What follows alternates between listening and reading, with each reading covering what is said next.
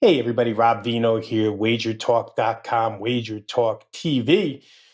Going to come at you here today with your Monday free selections with analysis, and it's going to be NBA style. We're going to take a look at the Houston at New York Knicks game, and then we'll follow that up with a look, selection and analysis on the San Antonio Memphis contest. First, I want to make everybody aware of the special offer being presented by Wager Talk right now. Your access becomes immediate.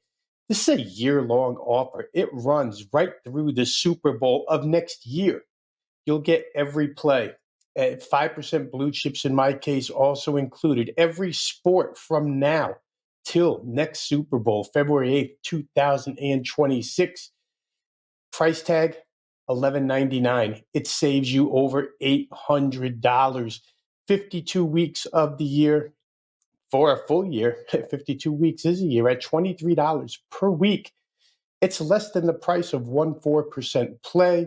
Comes out to only $3.28 daily. If you're tired of paying daily package fees and you just want to get involved long term, this is the way to go. Once again, all access pass starts immediately.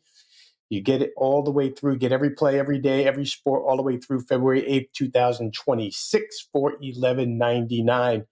Go to Wager Talk and use the code SPORT50. That's SPORT50 to pick up this all access package. Let's take a look now at today's NBA. Houston at New York. And, this one has a loaded injury report. A lot of injuries on the card today, but this one has a loaded injury report for Houston.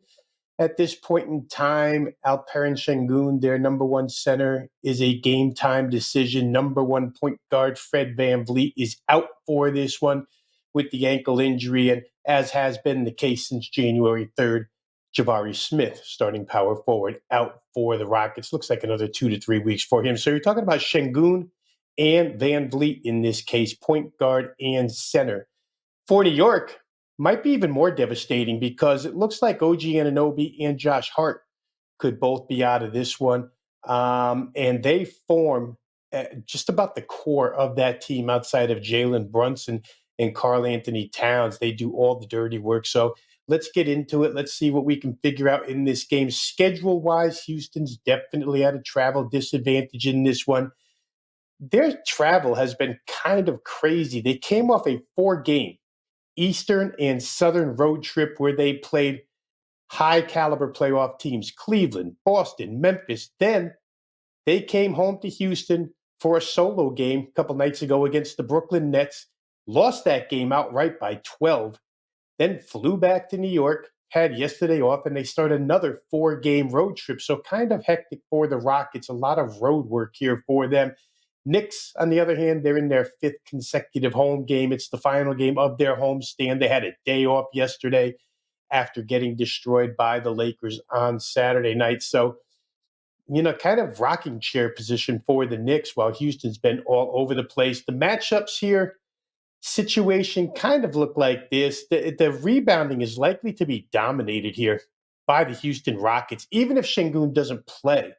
The Rockets have a huge size advantage against these smallish Knicks, especially if Josh Hart can't go. Not that Josh Hart is a 7-footer or anything, but he rebounds like crazy for this team. Again, Josh Hart, one of the guys who does all the dirty work, fills all the stat columns for the Knicks.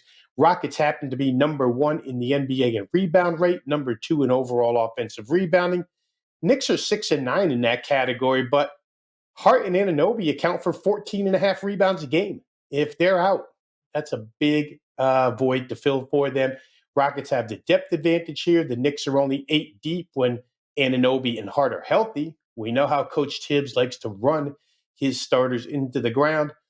And for the Knicks, I think the one advantage here could be Karl Anthony Towns. He's got inside-outside capability on offense, and now you've got Steven Adams trying to chase him around if, in fact, Şengün can't go. A final look at this one. It's difficult because the injury report is so critical, so please keep your eye on that. Without Hart and Anunoby, the Knicks become a poor defensive team. They're a weaker rebounding team. They lose a lot of playmaking. Josh Hart makes plays for them. He's the number 2 assist guy on this squad. I think that if you're Tom Thibodeau, you probably take a look at what Brooklyn did to Houston the other night. The Knicks are a slow-paced team anyway. Just slow this pace. Try to make Houston beat you without Van Vliet and Şengün, who are actually cornerstones of this offense, point guard and center.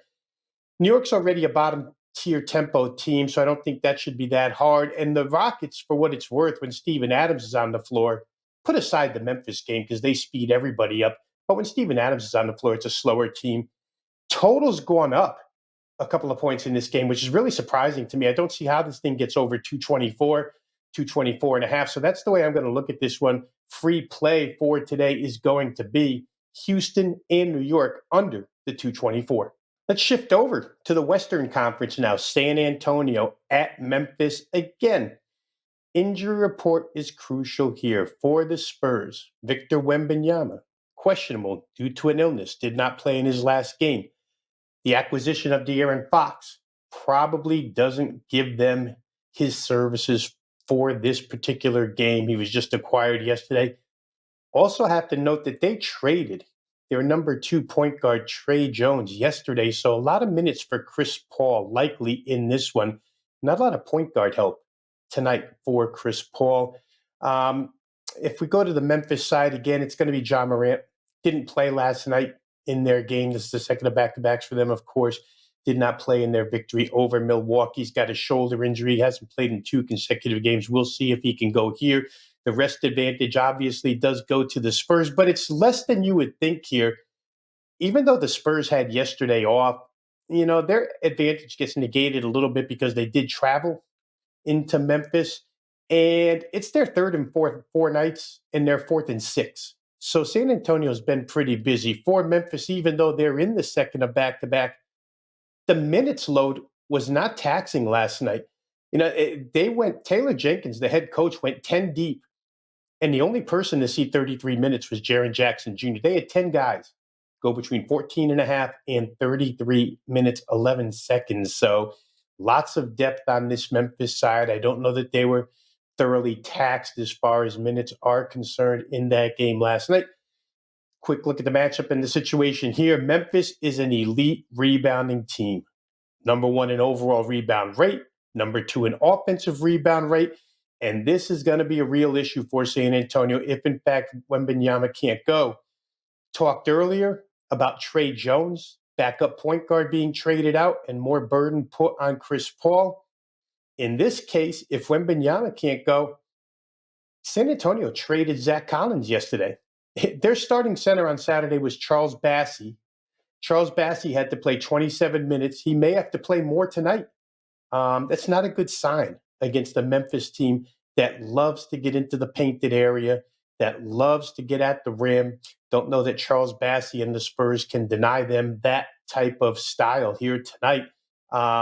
You don't have real good rim protection if Wemby can't go. So again, keep an eye on the injury report. It's important. Grizzlies are already 2-0 in this series this season. And both of those games were played in a 3-day period in San Antonio. They were blowouts. And I think what's key to note here is that one of those blowouts didn't involve Ja Morant. 140 to 112 Memphis without Morant in the second of those games. The first one was a game where they won 129 to 115. So 2 double-digit wins by Memphis. Very impressive. We'll see if San Antonio can respond here. Memphis, for what it's worth in those 2 games, their pace is always something that we talk about here. But they had 97 and 103 field goal attempts in those 2 games. They were plus 13 and plus 14 in that category. And when they get 13, 14 more shots at the rim than you do, you're going to be in pretty deep trouble. For everything that San Antonio does good, they don't seem to match up well with this team. They've had some problems. If Wembanyama can't go, there are even bigger issues now. What's interesting to note about the Spurs is they're on a 9-1 over streak. Just got snapped the other night when they beat Miami 105-103, but they've been giving up a lot of points, 118 plus in 7 of their last 10, 121 plus in 6 of their last 10. My question would be this. The Spurs lost by 28 to the Grizzlies back when they played those 2 games, and Ja Morant didn't play. Are the Spurs really 23 points better today than they were then? Probably not. If Wembanyama can't go, they're certainly not. He played in both of those meetings earlier. Their over streak, though, is real. And the way Memphis scores, I expect this one probably gets over. They've gone over this number twice already. No reason why they don't get over this 241.5, 242 again. So that's going to be your free play for this game. San Antonio, excuse me, and Memphis over 241.5, 242, whatever. Get the best number you can. On the way out, I'd like to ask everybody to hit the like button if you like the selections and analysis provided here by WagerTalk handicappers each and every day. Hit the like button, click subscribe, join the 194,000 people who have already subscribed to WagerTalk TV. If you have a comment on this game or any other, please drop it in the comments section. Get to those as quickly as I can. For now, this is Rob Veno saying good luck with all your bets. See you next time on WagerTalk TV.